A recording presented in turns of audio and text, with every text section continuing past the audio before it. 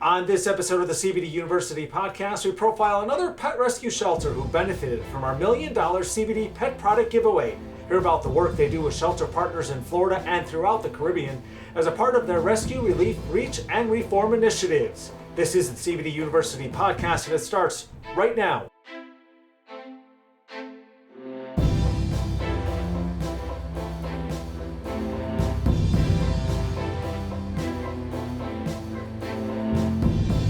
I'm Joe Gasselli, host of the CBD University podcast, and if this is your first time tuning in, we welcome you to our podcast. We're glad you found us on your podcast platform of choice. If you are a returning listener, welcome back once again to our podcast. Don't forget you can catch full video episodes of the CBD University podcast on the Global Widget YouTube channel and the YouTube channels of our brands Hemp Bombs and Nature Script.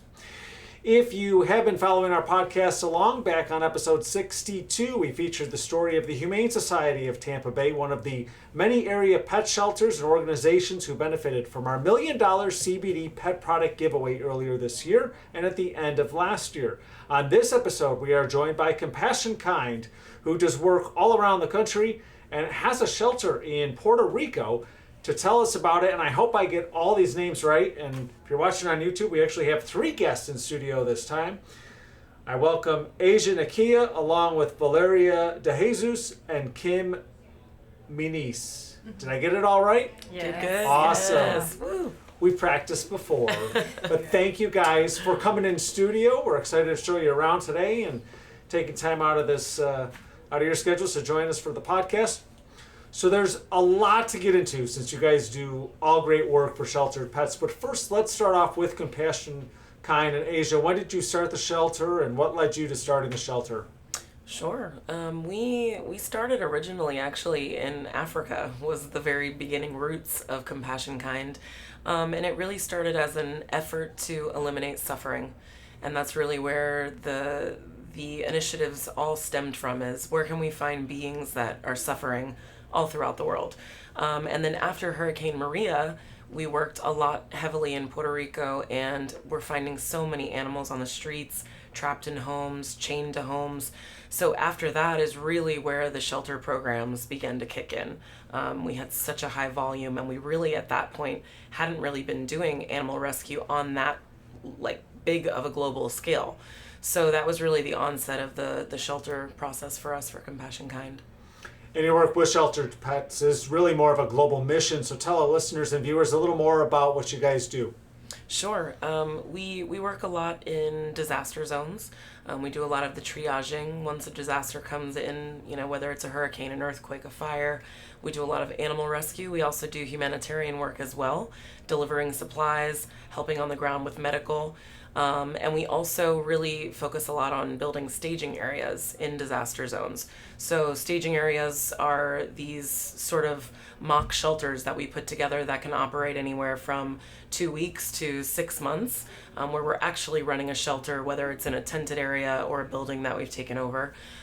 We also have all of our adoption fostering programs here within the States, mostly based in Florida. And then throughout the Caribbean and throughout Africa, we also do a lot of humanitarian work. So we've got a clinic that we're building in Malawi right now. We have a lot of afforestation programs, conservation efforts with wild animals, and really just trying to help in any capacity that we can to bring more compassion and less suffering into the world. Valeria and Kim, what's it like to be a part of this whole mission? Well, for me, it started when Hurricane Maria hit. We met at the airport with the same purpose, and from there we took off. From starting delivering supplies to people in need, it evolved to the animal thing, and then the shelter came, and then we have to go to Africa. So pretty much I got I don't want to say stuck because I do it with love, but I got to be around for almost 4 years now. And how long have you been with the mission? About 3 years ago. I met Aja to shoot a documentary, actually, and that was the purpose. And then I also became stuck. You see, I rope everybody in. They can leave. So since then, now I coordinate the foster and adoption programs locally in Tampa Bay. So it really developed, and now I'm here I am. Yeah, but they use a term like stuck, but we're talking 4 years and 3 years, so it's not like, hey, I'm stuck and it's only 4 months down the road and I'm going to go do something else. Yeah, Obviously, no, definitely not. they're happy to be a part of what you've made. How did the shelter in Puerto Rico come about, and what are the challenges facing sheltered pets in different areas that folks maybe here in Florida may not be familiar with, or their local shelter? Oh boy, there's so much. I think with being that we are global, we do see just a bit of everything, and there's so many different cultures, so many different laws in each state even. So really kind of seeing that firsthand, one example in Louisiana, something that we weren't prepared for is, I would say 9 out of 10 of our dogs were all heartworm positive. Heartworm is huge in Louisiana. And there's really not a whole lot of shelters in Lake Charles that are not kill shelters. So there's not really a lot of rescue groups in that area. So we wouldn't have, we had no idea of that going into it. In Puerto Rico, you've got an issue with every shelter there is a euthanasia shelter. The goal really is just to get the animals off the streets from a, center of disease control type angle versus really the welfare of the animals. Now you have wonderful rescue groups, of course, on the ground doing that work and having sanctuaries, but there's really not like a physical, animal services that's helping to, facilitate animals on the streets and animals that need to be spayed and neutered and get vaccinated. So in Puerto Rico, we're dealing with an extremely high volume of strays. Our shelter came about because from Hurricane Maria, we ended up with so many animals that the mayor of a particular town called Las Piedras found out about what we were doing, and they had a municipality building that they weren't utilizing at the time. So they sort of handed over the keys to a building for us to use, and we've become the animal services of the area. So that's really how the shelter started, was because of all the work that we were doing on the ground, and the mayor realizing that there was such a big need and an empty building that they really weren't doing much with. So I think that's most of the questions. Now, do all three of you travel, or? Yes, a lot. Yes. Was our CBD pet product giveaway the first time you've used CBD products on pets, and what have some of the results been so far? And feel free, anyone can answer those. It was the most time we've consistently used CBD. We've had a couple of cases that had high anxiety, so we had to opt for CBD, but now we use it more regularly and have that option to, especially when a pet comes in from Puerto Rico, they're just stressed from the traveling, they need to decompress, so being able to offer CBD to them when they arrive has been very helpful for settling them in and getting them used to their new life. And what advice would you have for other shelters or even pet owners who may be considering the use of CBD products on their pets? And you've talked about Puerto Rico. Obviously these pets have been traveling quite a bit, so whether it's domestic travel and international travel or taking in a new pet. Yeah, the CBD has been unbelievably helpful for us. You're dealing with, especially in a shelter environment, you've already got very stressed out animals. Some animals do better than others, but in general, a shelter environment is a scary place for most. On top of that, we're dealing with a lot of disaster zone animals. So on top of them being in the shelter, they've had a traumatic experience before they've come in.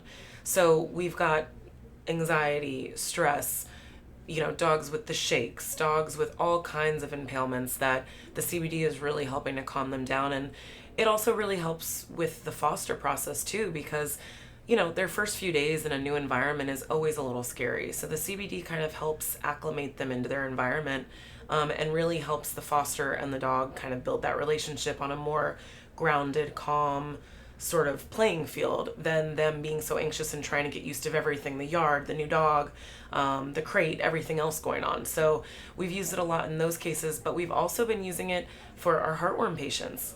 That's been something because a lot of our dogs have a ton of energy that are heartworm positive, and you've got to be able to keep them calm, especially after their treatments.